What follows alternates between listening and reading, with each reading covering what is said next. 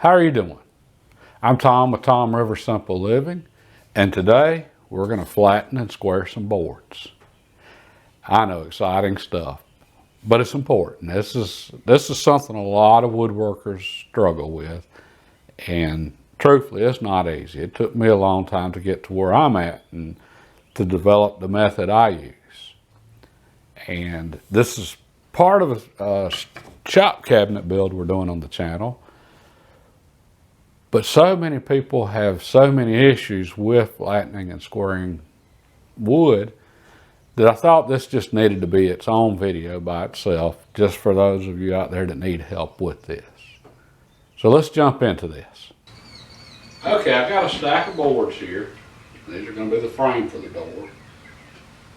And this came from a slab of white oak that I cut up on the table saw. So my boards are not flat and they're not square. They're basically rough cut. So I've got to make them flat and square. Alright. For you experienced woodworkers, you know the challenge of starting with a board that's not flat and square. Right, for those of you that aren't,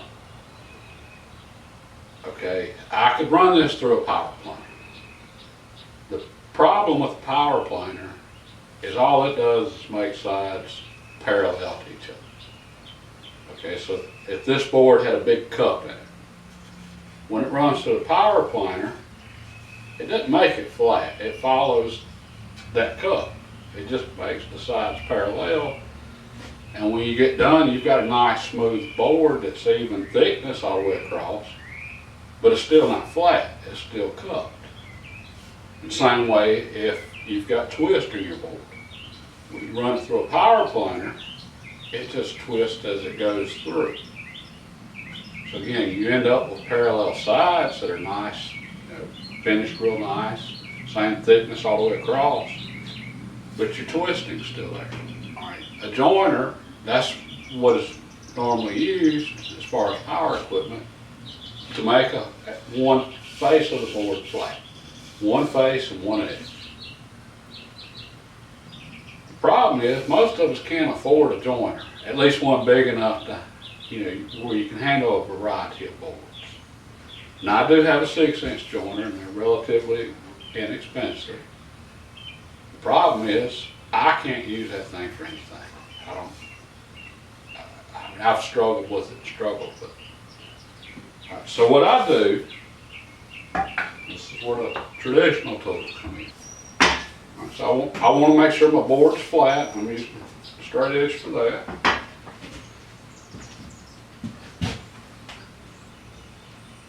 And I'm looking to see if I can see any daylight. Is it cupped or is it bowed? And in this case, it's ever so slightly bowed. I got a high spot, a small one, right in the center of the board. Next, I want to take my straight edges, and I'm going to use them like winding sticks. And all that is in traditional woodworking, is 2 sticks a certain length. You place them on your board like so, and then you back off and kneel down and then look at the edges and make sure that the edges are lined up all the way across.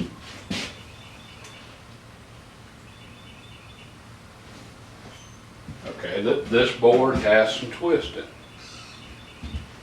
This edge is lower than this edge. Alright, so to get rid of that, I need to remove material from this side, and that'll cause this one to come up.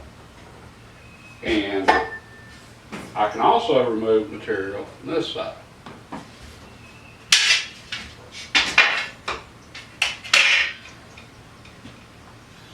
So I'm going to take a piece of chalk. I'm just going to mark it. Right, these are my corners I want to take material away from. Alright, I'm going to start with my bench plane here, and I'm going to knock the corners off. Lower them a little bit, you might say.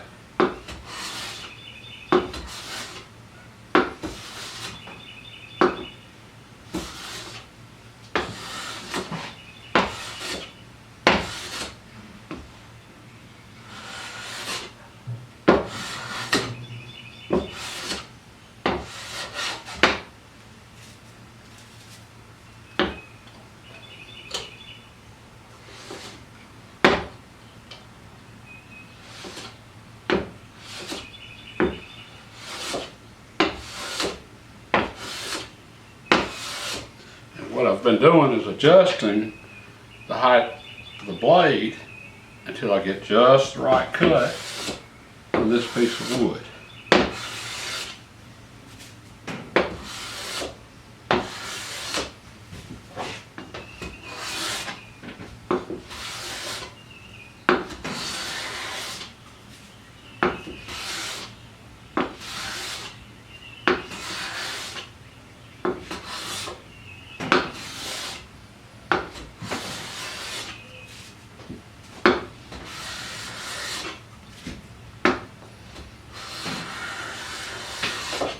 Now I'm getting nice even shavings all the way across the length of the wood.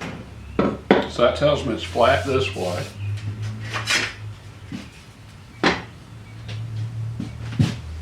checking for flatness.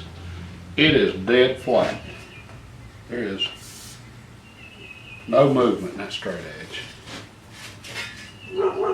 So now I want to check that twist I was working on.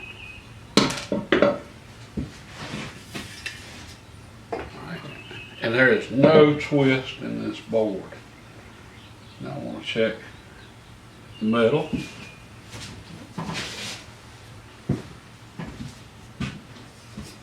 Alright, so this board here,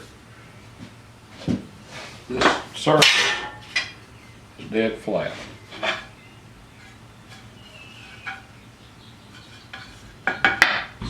So we're going to put a traditional F on the board for fascia. And that's been a mark used by woodworkers for pretty much ever. But now that I've got a flat face, I need to make sure this edge is square to it. Alright, this edge is square. I got lucky on that one.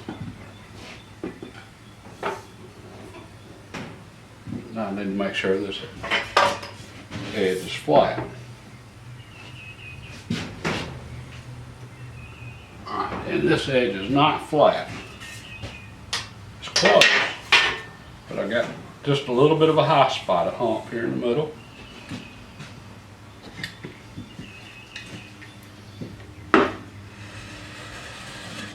And I could use my bench plane.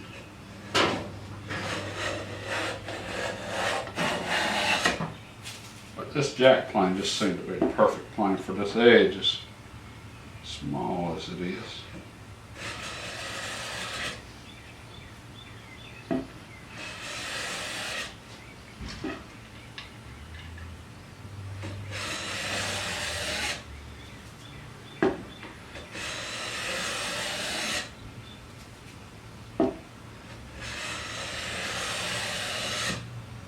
I'm getting a nice shaving all the way across. Let's see what we got.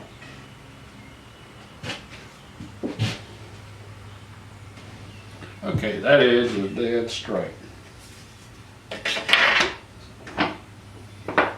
Alright, so with that hand plane, I just did everything you would do with a power joiner. And I did it a lot quicker. I didn't have anything much to set up. I had to set the blades on the planes. Now that they're set, I'm good for the rest of the pile. All right, normally it doesn't go that quickly and that easy on flattening a board and getting twist out. I cut these boards pretty close to length. That way, all right, if you've got cup in a board, well, the longer the board is, the more cup you're going to have in it. Same way for twist. The shorter, the easier it is to work with. You won't have to take off as much material because there's not as much cup in it. I cut all of these boards pretty close to length so that I wouldn't have a long board and I wouldn't have to remove lots of material. And I also put in a lot of work into squaring up the oak slab that I started with so that everything was square before I ran it through the table saw. And what I was having to do with that slab is cut one side of the slab, flip it over, and then cut the other because the slab was thicker than the saw blade. All right, these boards came out pretty good because I put in that extra time to flatten and square up all the sides. All right, so that work's paying off now. All right, I'm going to run through this stack of boards, do the same thing to all of them, and then go to the next step in the process. All right, I finished flattening and squaring up one surface and one edge yesterday evening, and today I'm ready to finish this stack of lumber. What I'm going to do now is run it through the table saw and then power planer. All right, the table saw, it's just like the planer. If you've got a board that has cup in it, when you run it through the table saw, you're going to see that cup and bow show up in your board. So that's why I needed a flat edge to start with. Now I can run this edge along my fence and everything's going to come out just like it should. All right. I could use traditional tools. I could take a hand saw, a rip saw, and cut to whatever width I needed for the board. But it's pretty time consuming. And I got a stack of boards here. So this is where the table saw shines. Now that I've got something to work with. And I want my flat reference edge down so that it's on the table, and I want my edge to square to it against my fence. And then I'm going to come out with a nice edge parallel to this one and square to this one when I'm done, assuming the blade on my saw is perpendicular to my table, which it is. And one other thing, I could run this through the planer first. I just like to run it through the table saw so that I've got less material going through the planer, because planer blades get dull and they're cutting a large surface area. More material, so that's more wear and tear on the blades. By doing the table saw first, I've got less material going through the planer, my blades last longer. And what I'm doing as far as width, you can have an idea of what width boards you want. All right, but by the time you get through flattening and squaring everything, you're going to lose material. How much material you lose is going to depend on how bad your boards were. If you've got a board with a lot of cup to it, you can turn it into a sheet of paper by the time you get through taking out all that cup and not have the thickness you want. Same way on the width. By the time you get through flattening your edge and so forth, depending on how much cup or bow you had, you can be a lot smaller than when you started. So that's just something you've got to keep in mind when you're planning out, your project and what width boards and what thickness boards and so forth. For this, I've got plenty of material here, and I really hadn't set a width. I'm building doors with this. I haven't set a width or thickness for my material. I know about where I need it, and I'm about within that range. And what I'm going to do with my stack of woods, I'm going to start with the smallest. All right, and then I'm going to figure out, in this case, my smallest width board, I can cut it to 3 1/4 inches on width, and that's just going to give me a nice number to work with. It's a hair over that now. Well, the rest are all wider, but I want my boards all the same. So I'm going to start with this one, cut it to 3 1/4, and then I'll make all the rest of them 3 1/4. That way I end up, all the boards the same width. All right, so let's run this through the saw and then the planer, and we'll wrap this up.